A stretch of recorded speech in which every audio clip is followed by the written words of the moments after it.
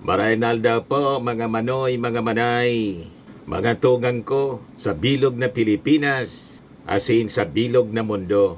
Kumusta po kayo? Ako po si Dante Maravillas, Bicolano vlogger, journalist, broadcast journalist from Albay. O ngayon, lumusob na po mga kababayan sa Senado, yung ating mga kababayan, para i-pressure po ang sa tuyang mga senador na gibuhunan sa indang trabaho, gawin ang kanilang trabaho, ang mandato ng ating konstitusyon to forthwith proceed with the trial kay Sara Duterte. At lumabas ngayon mga kababayan sa latest survey ginawa ng Okta Research, 78% sa ating mga mamamayan ang nagsabi na dapat forthwith proceed with the trial. Una, yung WR numero 1 nagpalabas last week ng kanilang survey, 90% sa kanila. Mas malaki na porsyento ng ating mga mamamayan. Mas marami din kasi yung tinanong, mga 10,000 yata, 8 to 10,000 respondents ang WR numero 1. Pero yung Okta Research mga kababayan, mga 1,800 yata mamaya or 1,200. Kaya ini pagpapatunay mga kababayan na yung False Asia Survey talagang false na lumalabas doon sa survey nila.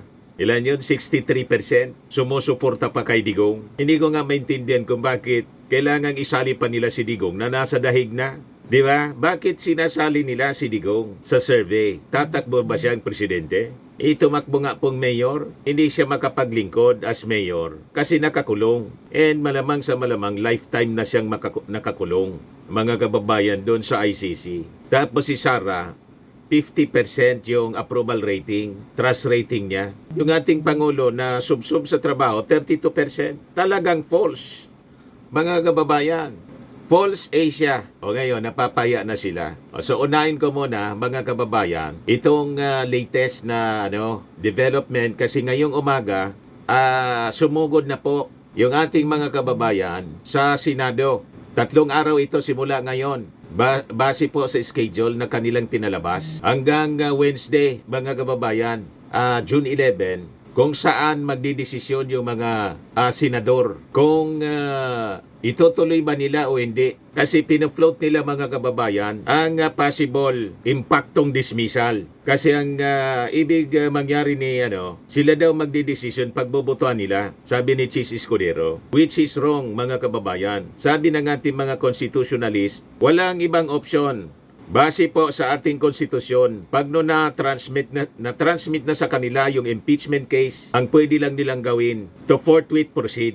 Wala sa konstitusyon yung forthwith dismiss. Walang ganun po. Kaya pag ipinagpilitan nila ang kanilang unconstitutional action, malamang ma-abolish ang Senado po. May mga grupo na po na nagpo-post para i-abolish na lang yung Senado kasi ayaw magtrabaho base po sa mandato ng ating konstitusyon. So ito ngayon yung mga protesters mga kababayan. ML, so grupo ni Partido Party List ni Laila de Lima. Sila yung nangunguna ngayon. Sundin ang konstitusyon. Impeachment trial ngayon.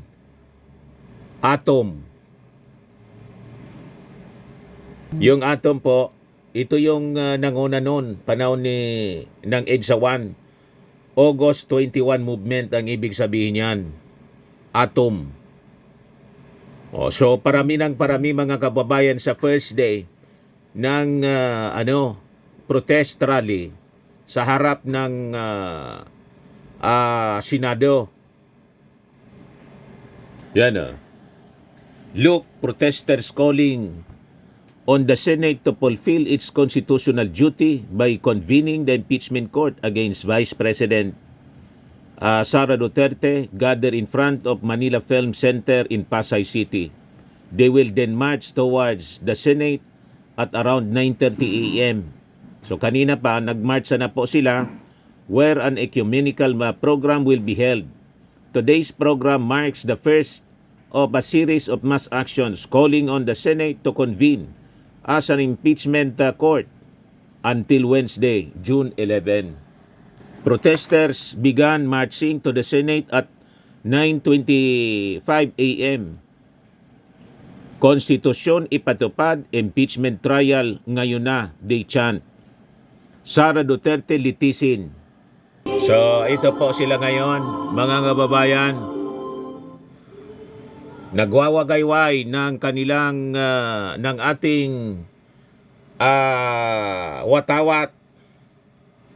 Dala.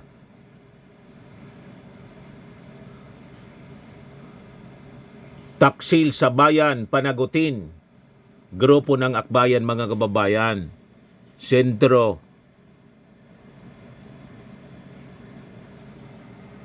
Dadambahin nila ang Senado, mga kababayan, pag hindi umayos yung ating mga senador. Pagpatuloy nilang lalabagin ang ating konstitusyon. And in fact, maging yung ilang mga senador na nagpalabas na ng kanilang posisyon sa impeachment trial, dapat ituloy, nag-warning na rin po sila, mga kababayan, for the possible action ng ating mga mamamayang Filipino na baka ang mauwi ito sa pag-abolish ng Senado.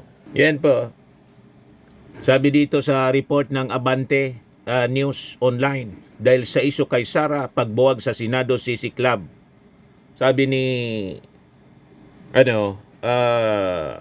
Senador Sherwin Gatchalian, baka lalong lumakas na i-abolish kasi ayaw gampanan yung trabaho natin. Ayaw nating magkaroon ng credibility problem. Ayaw nating magkaroon ng integrity issues. Sabi naman po ni Tito Sen, incoming senator, tanungin nyo bakit hindi niya, referring to Chis Escudero, ni-refer ang articles of impeachment noong matanggap niya noong February 5, around 4 p.m. He merely mentioned the receipt, not the proper action. Kasabwat, mga kababayan, si kabayang Chis Escudero. Tatandaan mo ito, kabayang Chis Escudero. Ikaw ang magiging dahilan para lumubog ang Senado. Malamang will preside the abolition of the Senate. Huwag matigas ang ulo. Marami nang nagsalita. Kahit yung mga universities from Mindanao and Bicol. Ateneo Dinaga University nagsalita na kahapon. Dumagdag sa boses ng mga nananawagan. Ituloy ang impeachment trial. Kasi yan ang ipinag-uutos ng ating saligang batas. Yan ang mandato ninyo. Sabi ni Senador Win Gatchalian, madalas naririnig natin na ang Senado ay guardian of our democracy. Dapat panindigan natin yan. Ang pinakamahalagang trabaho, ang impeachment proceedings, sabi po niya.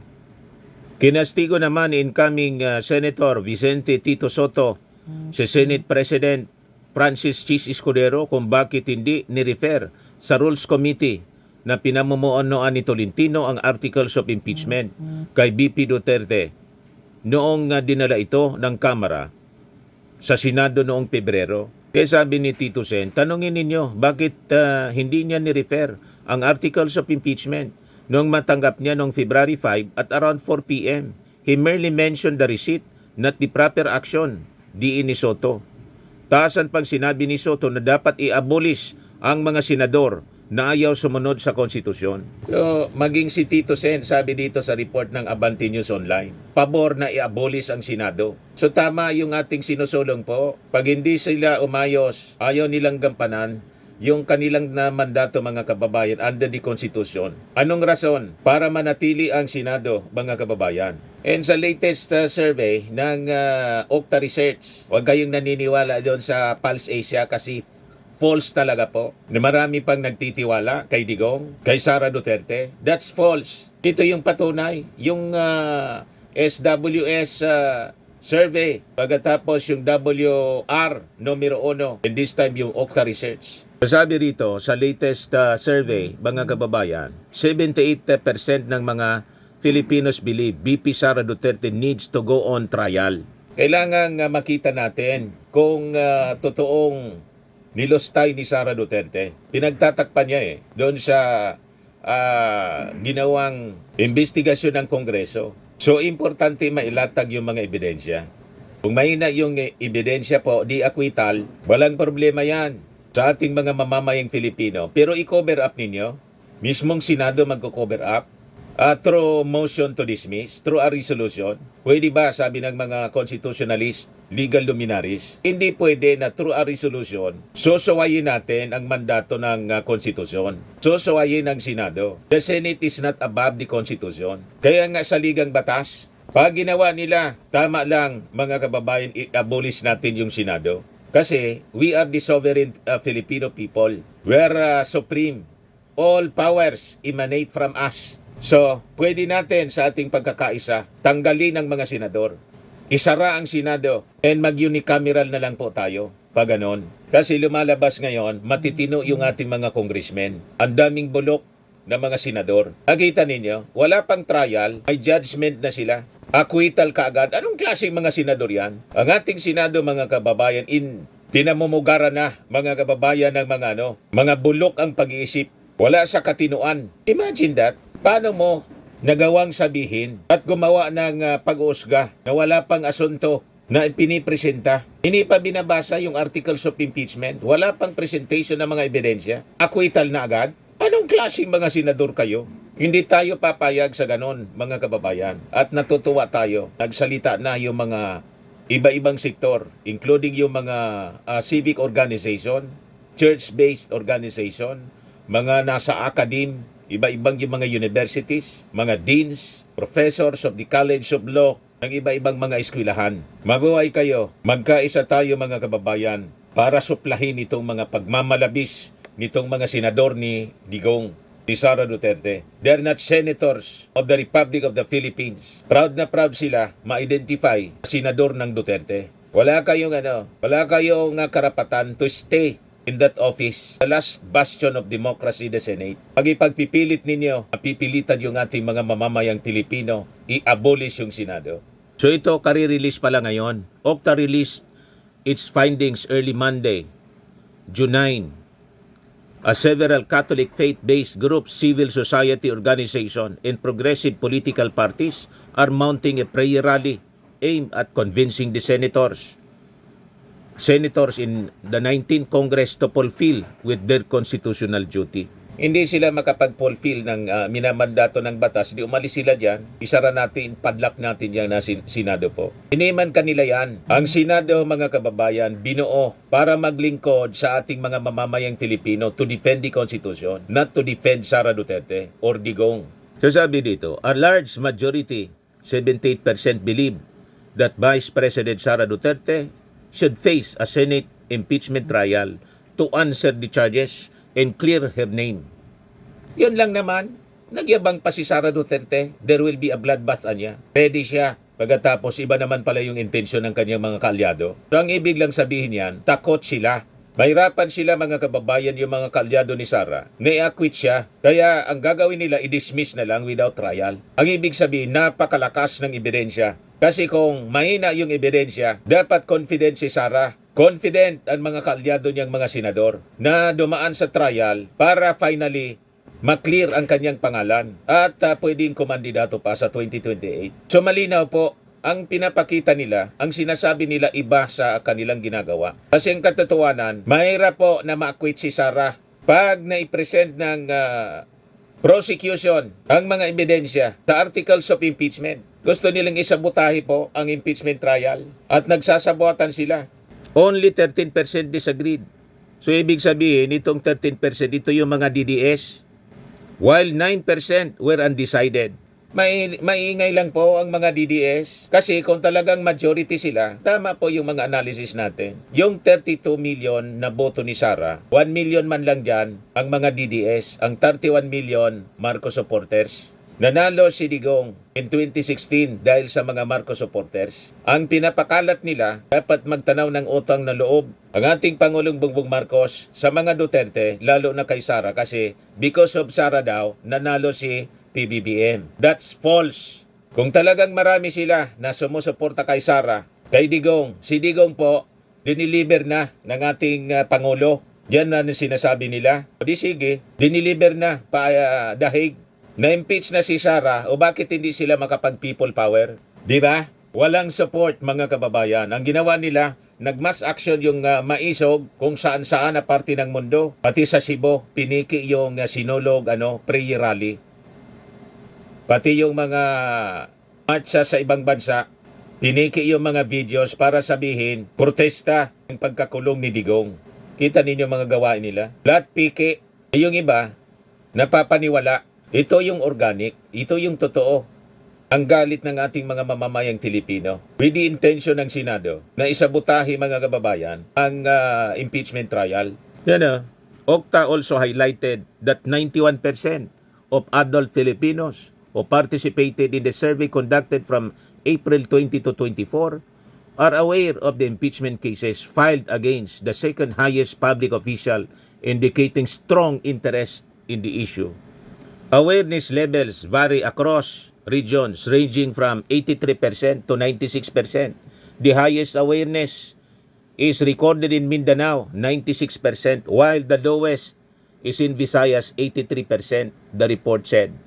Awareness is notably higher among the upper socioeconomic classes, although those who identified in the lower brackets also registered in the 90% level. Classes ABC, 95%, Class E, 96%, in Class D, 90%. So nakikita ninyo, across economic classes po, they're aware of the issue. Hindi sila papayag sa lamang kahin ninyo. Hindi sila papayag na walang trial na mangyayari. Pag walang trial, walang Senado na. Abolish Senate, yun ang nating gagawin po. Sabi ko sa inyo, titingnan natin by June 11. Pag sinabotahin nila, diretso na nilang sinabotahe. Araw-araw tayong mananawagan for a people power against the Senate at luluwas mismo kami ni Mrs. Di bali, gumastos kami. Gastos namin po pag pumupunta dyan sa Maynila, mababa na yung 50,000. Di bali po, contribution natin para sa kaayusan ng ating bansa. This will be my first time na sumali sa isang mass action mga kababayan. Hindi ko yung ginagawa.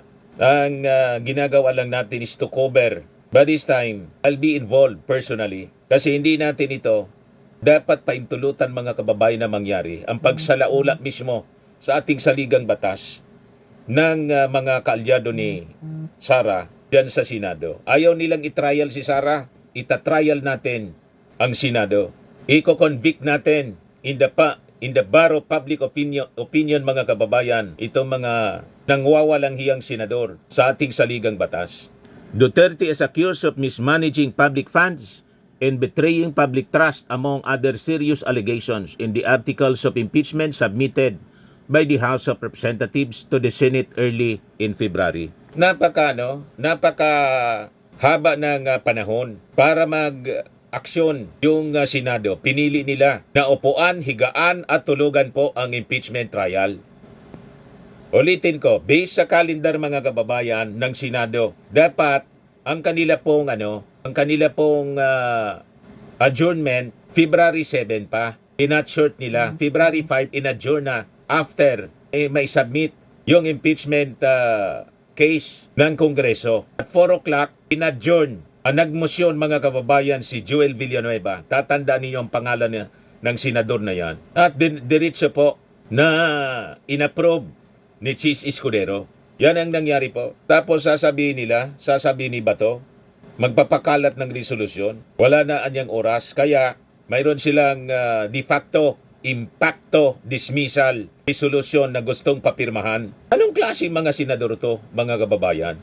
O ngayon, dito sa linabas na report ng Politico News, in-identify dito kung sino yung gustong i-dismiss, mag-proceed, at walang sinasabi, tahimik lang na mga senador. Tingnan natin kung tama itong pag-identify sa kanila ng Politico News. Ayan sabi rito, convene or dismiss Senator's position on holding Vice President Sara Duterte's impeachment trial.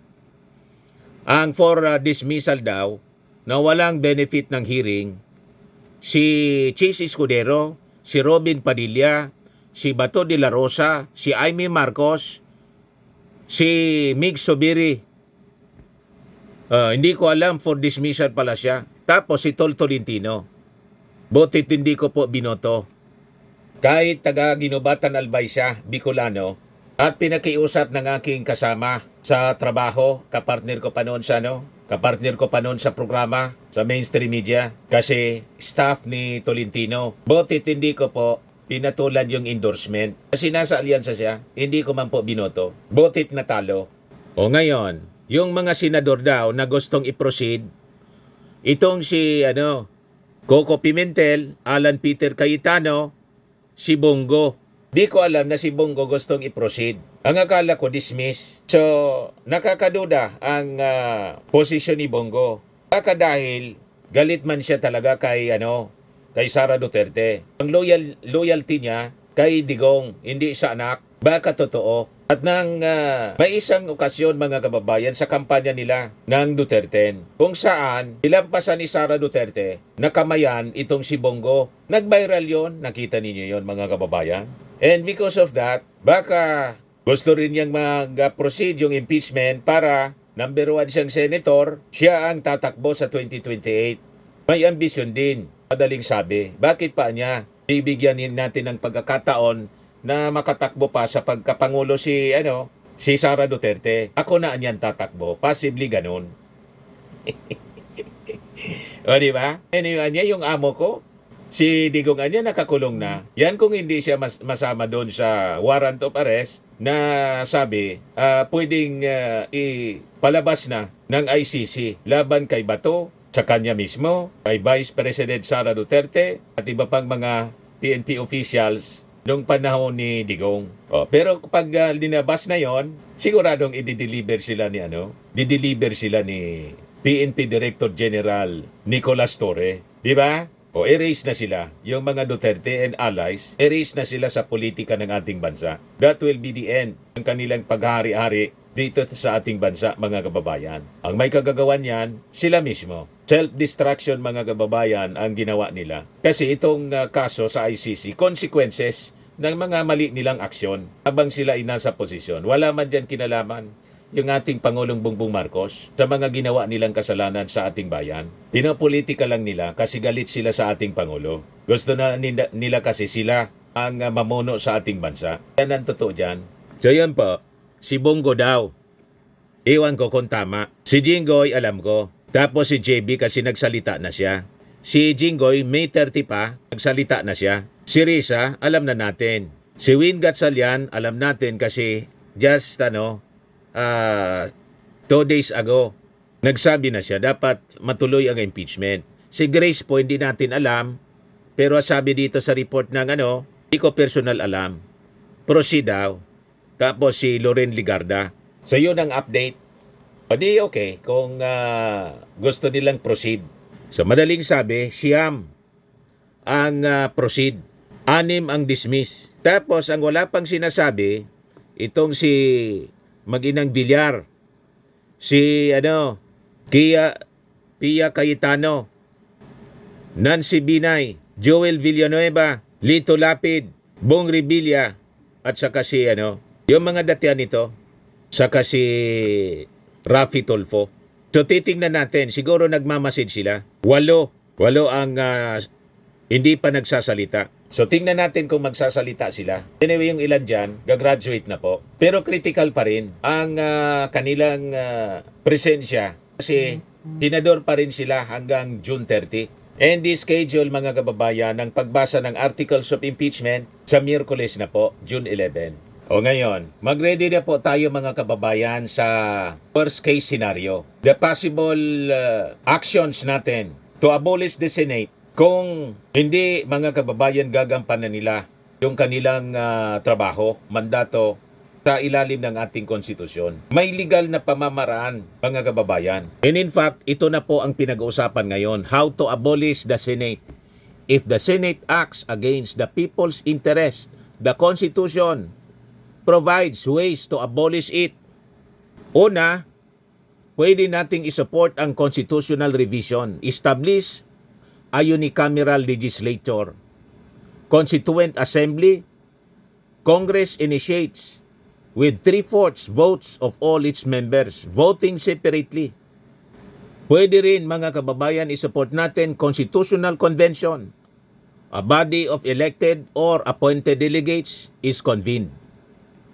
Pwede din nating isupport ang People's Initiative, a petition signed by 12% of voters, 3% from every legislative district. All amendments must be ratified in a national plebiscite. May movement na po for People's Initiative. And in fact, ito yung ayaw na ayaw ni Amy Marcos. Kinokondina niya kasi ang nagsusulungan niya nito. Pinagdududahan niya si Martin Romualdez. Wala kaming paki kung sinong magsusulong po ng abolition ng Senado to establish a unicameral legislature. Ang importante na sa amin ngayon, mawala yung Senado. Kasi hindi man ninyo ginagampanan ang inyong trabaho. Yung Senado infiltrated na ng mga Duterte senators. Akong mag-isip parang mga kulto. Hindi na nakikita kung ano yung tama, kung ano yung mali. Ang sa kanila, laging tama pag nakaside sa mga Duterte. So, kulto. Mindset ng isang kulto.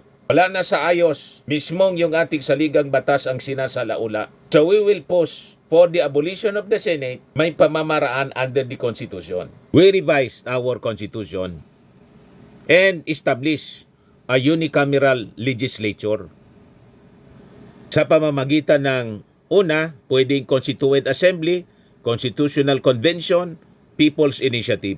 Tayo, mismo ang gagalaw mga kababayan. Siguro People's Initiative para direkta tayo. We will support the campaign for People's Initiative para tapusin na natin ang pang-abuso ng Senado. So may legal precedent siya.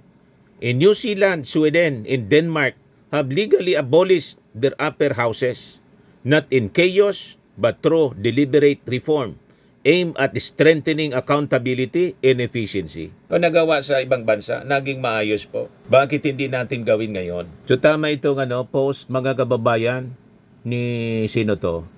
31 million movement. Yan o. Yung mga supporters ng ating Pangulong Bongbong, TPL3, pinost dito. Sabi dito, maganda to. We abolish it by force, not by chaos. Not by force, not by chaos. But by the very constitutional process that the Senate seems so eager to mock. Tama. Under our 1987 Constitution, we the people are sovereign. The Constitution is not a gift from politicians. It is a mandate from us. And in that same Constitution are the tools to abolish the Senate if it no longer serves the Filipino nation. Here's how. First, we can push for constitutional revision to adopt a unicameral legislature. This requires changing Article 6 of the Constitution, which currently mandates a bicameral Congress, the Senate, and the House of Representatives. So may tatlong pamamaraan. Yung unang pamamaraan, yung sinabi ko na sa inyo, Constitutional Assembly, where Congress itself initiates constitutional change requiring 3/4 vote of all its members voting separately. While this may seem unlikely, since senators are unlikely to vote for their own abolition, massive public pressure can force the issue onto the legislative agenda. Wala silang magagawa pag tayo na po ang gumalaw. Pag pinalibutan na natin, yung Senado ipadlak natin, wala silang magagawa. Pag kinaladkad natin sila, tinulak sa sa Ilog Pasig, ilublob natin sa burak ng Ilog Pasig kung saan sila nababagay, wala silang magagawa po. Yan ang tatandaan nitong mga senador. Kala ninyo kung sino kayo? Ang power na nandiyan dyan sa inyo, all powers are emanate from the people. Pinahiram lang sa inyo. Masyado kayong nagmamagaling. Sobrang galing ninyo, mismo na yung ating saligang batas ang binababoy ninyo. Hindi kami papayag, mga senador. Tatandaan ninyo yan, kabayang Chis Escudero. Kahit Bicolano ka, Bicolano din ako. Ikakampanya kita na wag nang iboto sa anumang posisyon na tatakbuhan po ninyo.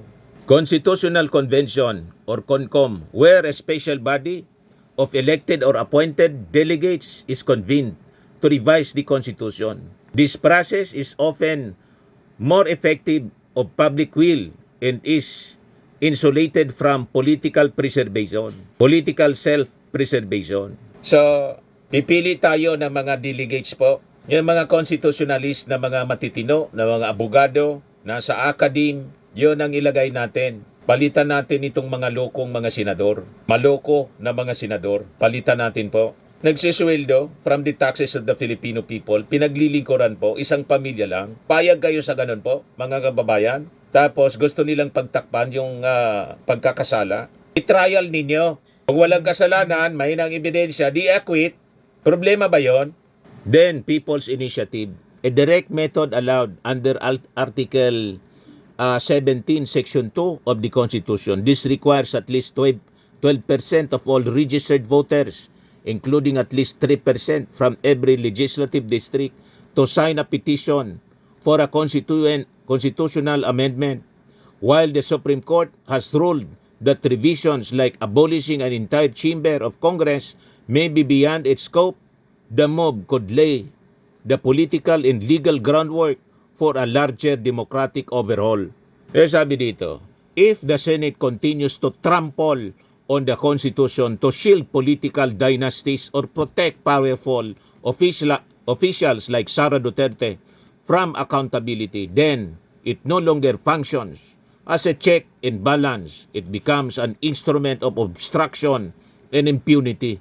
In this case, we don't just have the right to act, we Filipinos have the duty. Our Constitution is not supposed to be held hostage by our Senate.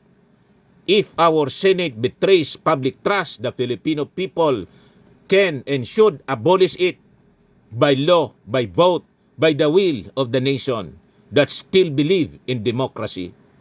Tama po, mga kababayan. O ngayon, may lumabas na sabi, ito yung pinopropose ni Tolentino.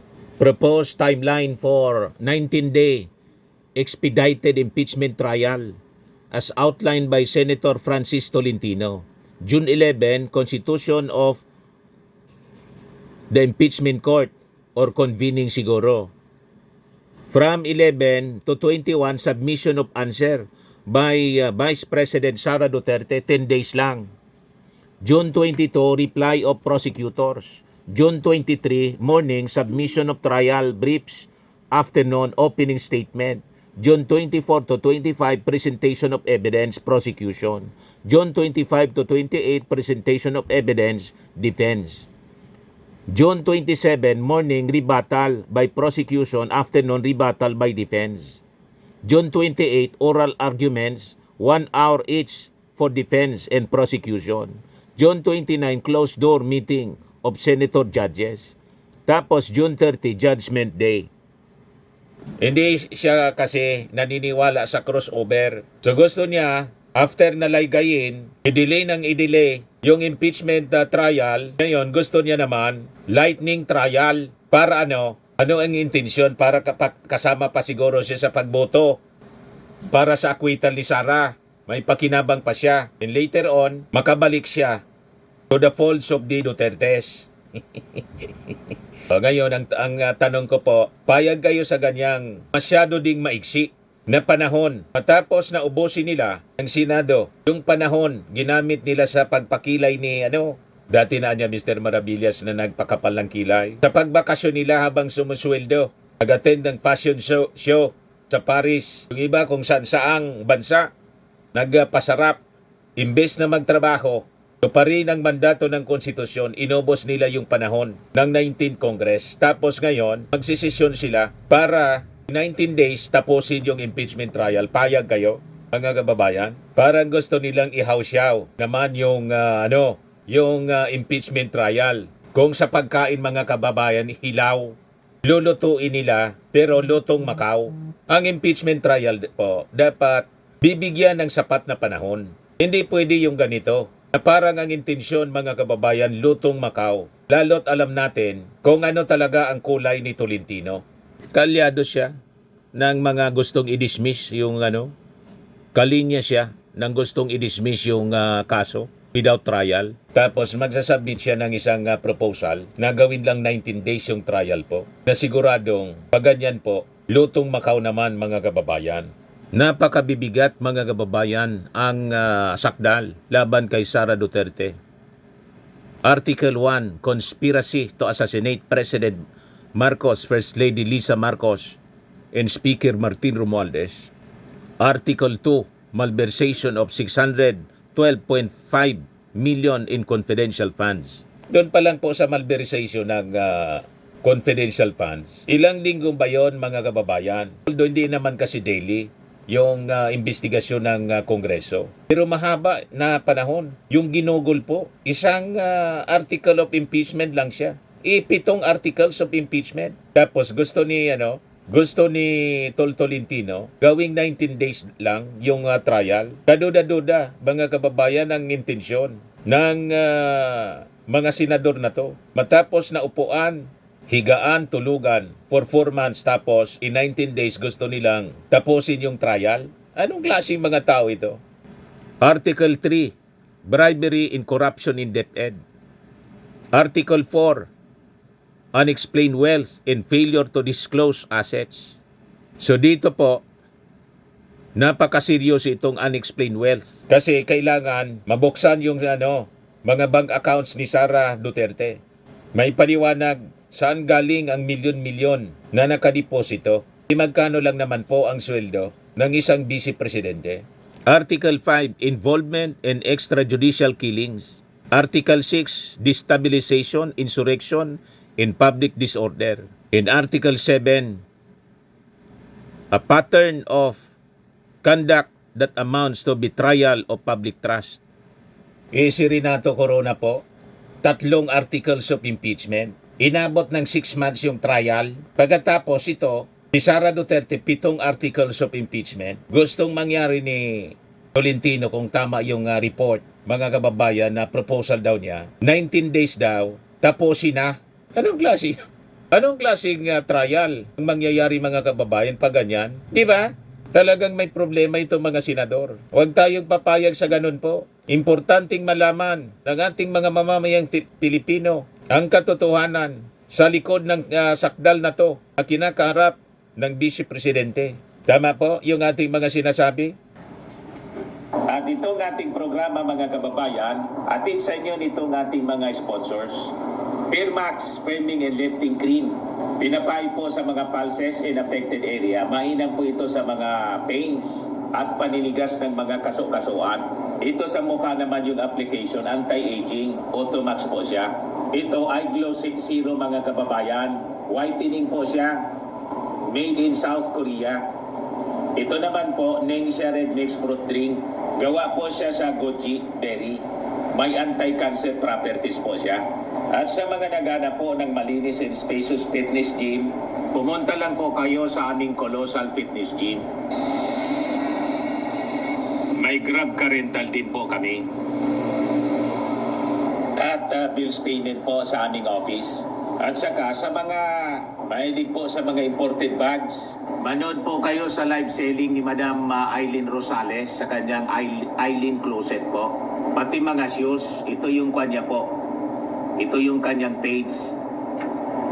Kita ninyo, napakagandang mga online selling po siya. Si Madam Aileen Rosales.